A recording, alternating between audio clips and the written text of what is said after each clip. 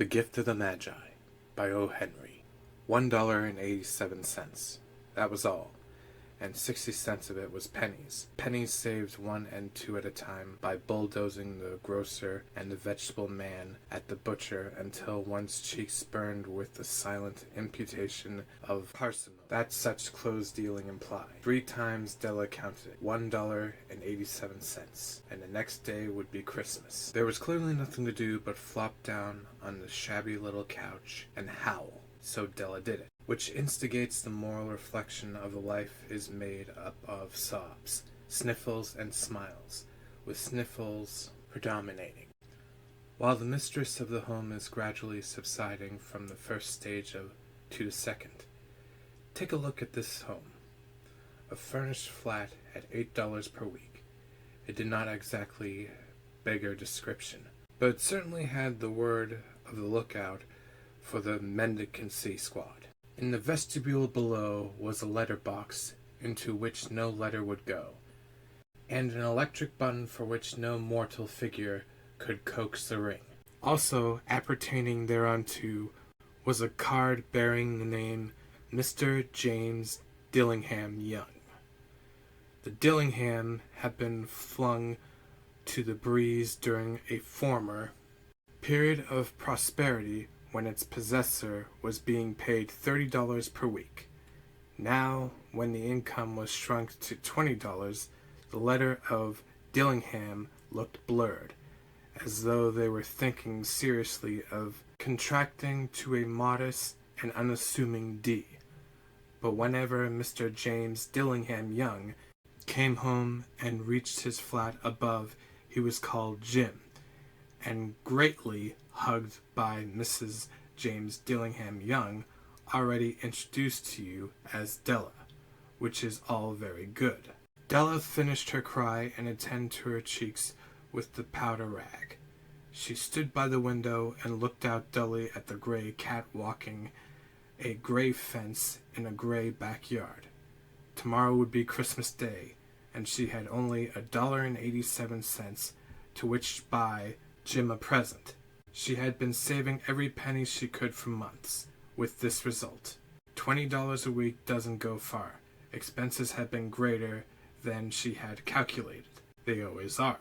Only $1.87 to buy a present for Jim. Her Jim. Many a happy hour she had spent planning for something nice for him. Something fine and rare and sterling.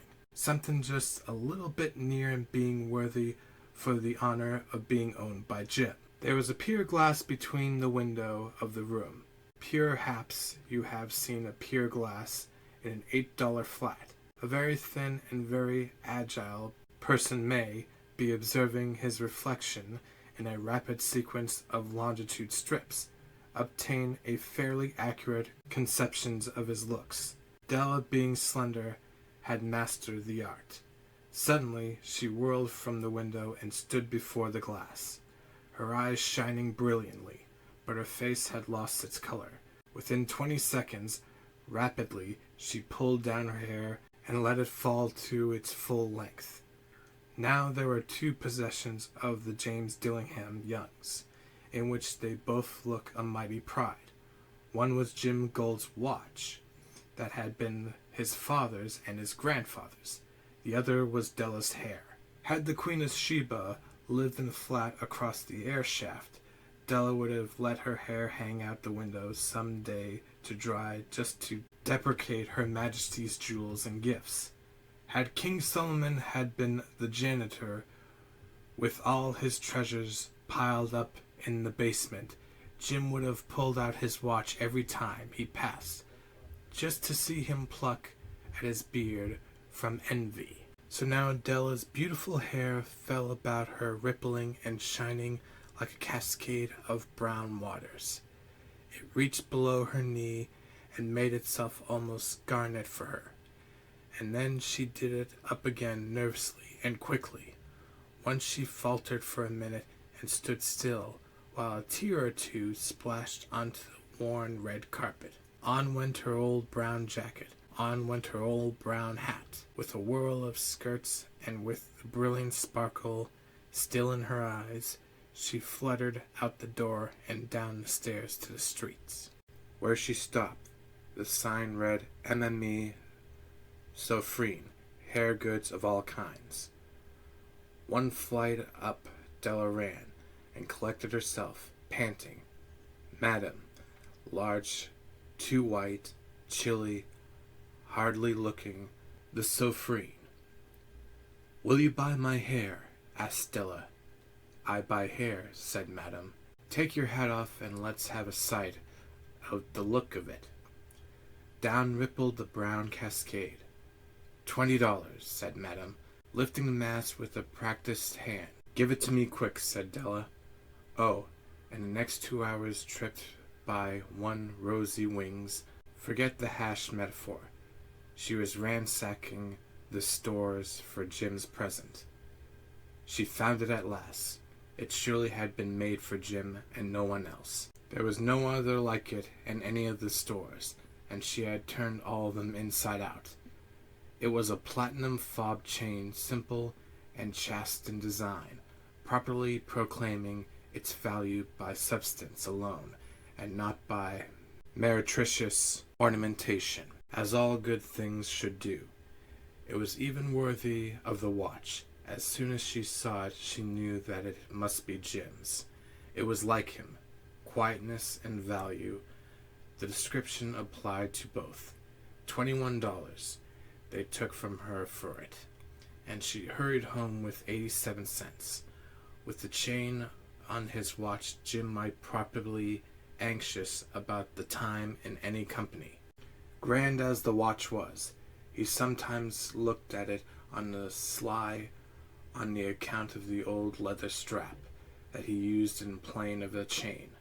When Della reached home, her intoxication gave way for little to prudence and reason. She got out her curling iron and lit the gas, and went to work repairing the ravages made by generosities added to love, which is always tremendous task, dear friends, a mammoth task. Within 40 minutes her head was covered with tiny clothesline curls and made her look wonderfully like a truant schoolboy. She looked at her reflection in the mirror long, carefully, and critically. If Jim doesn't kill me, she said to herself, before he takes a second look at me, he'll say I look like a Coney Island chorus girl. But what can I do? Oh, what can I do with $1.87? At 7 o'clock the coffee was made, and the frying pan was on the back of the stove, hot and ready to cook the chops.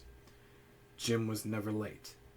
Della doubled the fob chair in her hand and sat on the corner of the table near the door that he always entered.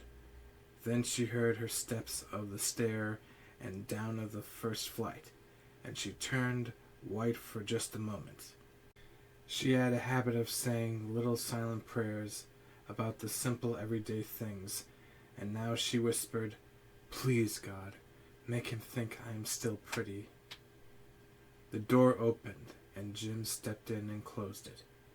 He looked thin and very serious. Poor fellow, he was only 22, and to be burdened with a family. He needed a new overcoat, and he was without gloves. Jim stopped inside the door, and immovable as a setter at the scene of a quail. His eyes were fixed upon Della, and there was an expression in him that she could not read, and it terrified her. It was not anger, nor surprise, nor disapproval, nor horror, nor anything of the sentiment that she had been prepared for. He simply stared at her fixingly with the peculiar expression on his face.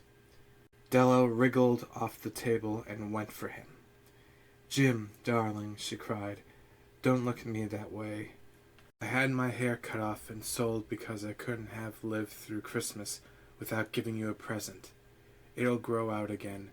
You won't mind, will you? I just had to do it. My hair grows awfully fast. Say Merry Christmas, Jim, and let's be happy.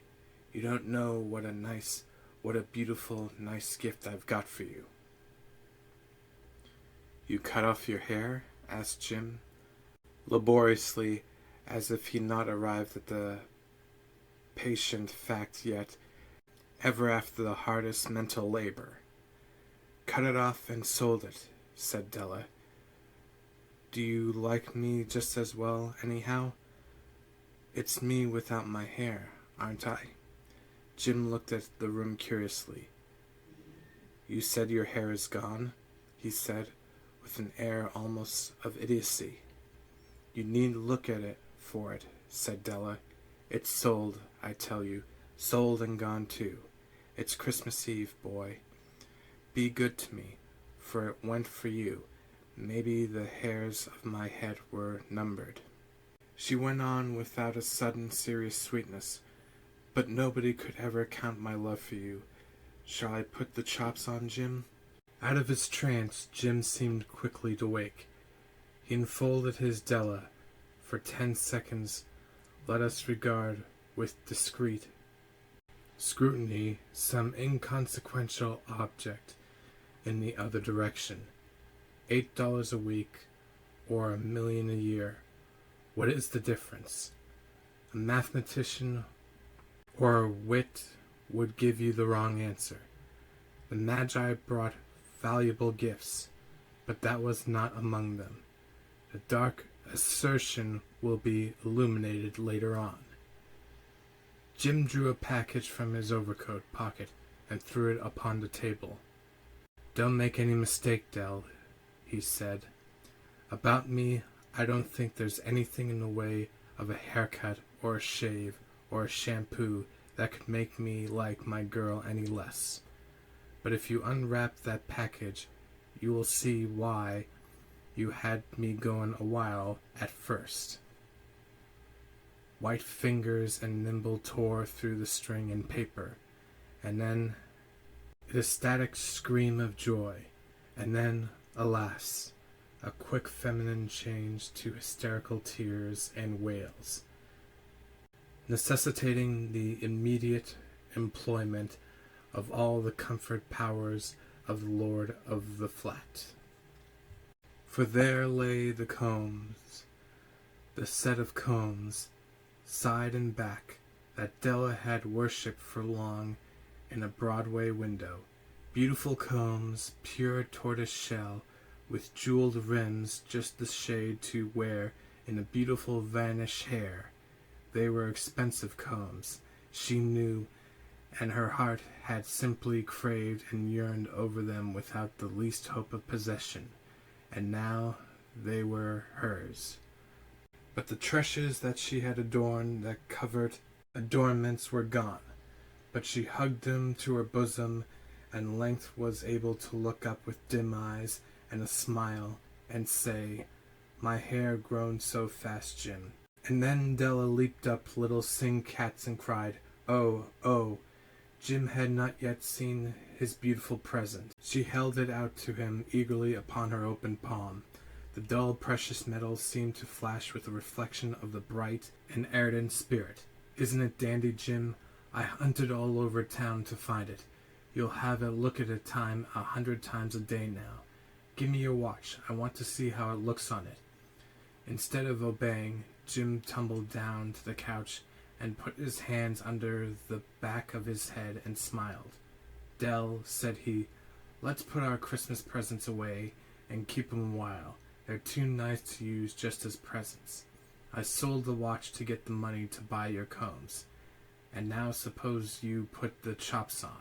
The Magi, as you know, were wise men, wonderfully wise men, who brought the gifts to the babe in a manger. They invented the art of giving Christmas presents. Being wise, their gifts were no doubt wise ones, possibly bearing the privilege of exchange in case of duplication. And here I have lamely related to you the uneventful chronicle of 2 foolish children in a flat where most unwisely sacrificed for each other for the greatest treasure of their house. But in the last words to the wise of these days, let it be said that all who give gifts, these 2 were the wisest. Of all who received and give gifts, such as they are the wisest. Everywhere they are the wisest. They are the Magi.